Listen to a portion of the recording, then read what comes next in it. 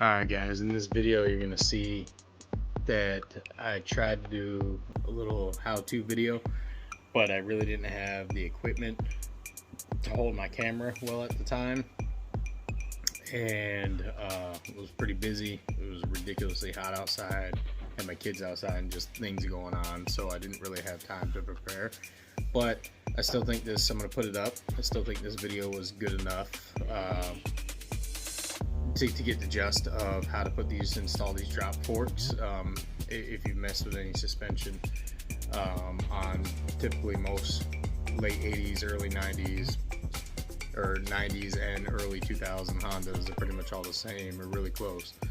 So you'll understand what I'm saying. But this kind of shows how easy it was. I already had the original OEM fork off, so that kind of made it a little bit quicker. But basically, if you don't know how to take it off, just watch my video, reverse the steps. At the end I kind of go over and show the bolts of which ones you had to take off. So basically just reverse that and you'll get your OEM fork off. So just a quick little how-to video on this. Alright, so sorry it wasn't better quality. Okay, I'm going to try to set you up where you guys can see. Sorry if my thumb's in here. I don't have all my setup stuff for my GoPro right now. Alright, hopefully you can see. If not, then I guess I'll just have to scratch this video. Okay, so this is actually pretty simple and nice to do these drop forks. So what you're going to need to do is you're going to have to maneuver it in here. It is kind of a bitch to get in here. So you want to get the coilover out of your way, assuming hopefully you already have coilovers in here. If not, then this might be a little bit tougher with the OEM struts and springs. So you're going to want to take your 17mm bolt, your strut fork bolt, and right now it's kind of hard for me to see, so I'm just going to play the wiggle game until I get it lined up in the hole. And hopefully, I really can't see it. It sucks because it's getting dark right here and all my lights on the other end. There we go. Alright, so wiggle it in, get it in there. And this side's a little bit tighter on this side than it was over there for me. So it was a little bit easier, to be honest with you.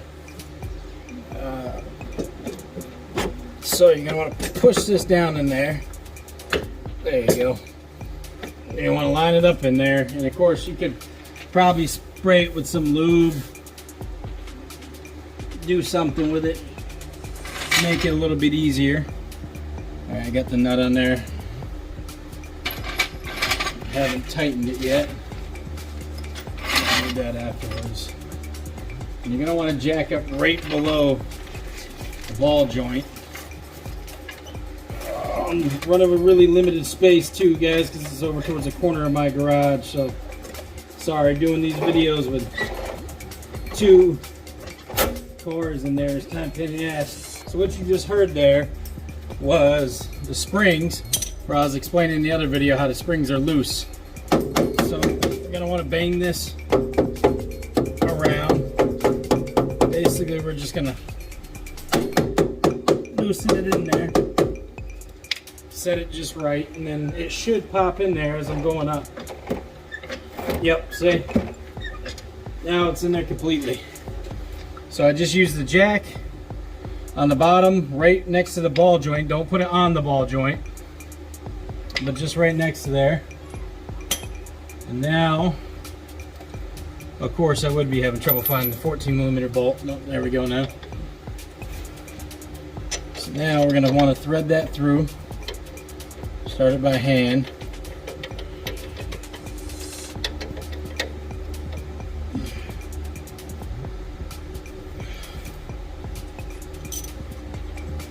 And take your 14. You could use impact. I don't really want to do that on this one because it's billet aluminum.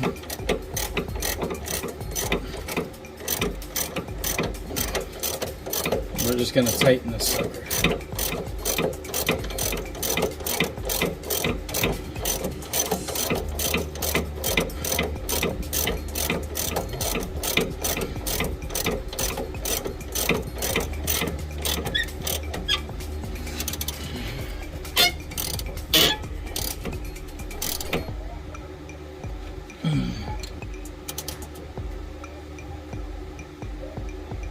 Damn. This one is really against there, but it's not threading through as far as the other side. It's tight. Yeah, distance is closed. It's in there. I wish they'd give some hardware where you could actually have a little bit longer bolt. That would be nice. I guess I can go out and grab one later down the road. But alright, you should be able to lower it now. Lower my jack. And there you go, guys. Tighten up your bolt. Let me see if I can tighten up all your bolts. Double check everything. Get it all the way through. Get your bolt down here, your bottom of your strut fork. Make sure you get your ball joint, because these are things you might have to loosen up a little bit to get it done. But there you go. And it does give you enough room to get that boot out, which is nice with those drop forks to get that axle out.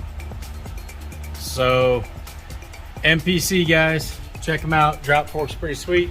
We'll see how everything settles and sets once I put all of the parts together. All right.